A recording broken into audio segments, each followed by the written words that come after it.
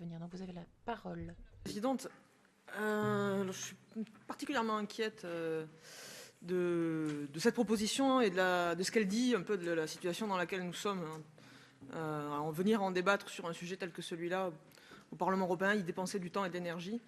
Et puis aussi inquiète de la tournure que ça prend, parce que si j'ai bien compris, là, ce qui est proposé, c'est que certes, avec notification et coordination, chacun adopte l'heure qui lui convient. C'est un grand pas dans la désharmonisation européenne. Et je m'étonne que nous, en tant que commission du marché intérieur, nous puissions aller dans le sens de cette désharmonisation et de cette dislocation du temps européen unique. Et donc, j'entends que tout sera fait pour que le marché intérieur continue à fonctionner, mais je ne vois pas en quoi cette désharmonisation serait un facteur de meilleur fonctionnement du marché intérieur. Alors certes, le changement d'heure peut présenter un désagrément, mais il me semble que si nous devions aller dans le sens d'une suppression du changement d'heure, alors la question qui serait posée, c'est est-ce que nous allons tous vers l'heure d'été ou tous vers l'heure d'hiver ?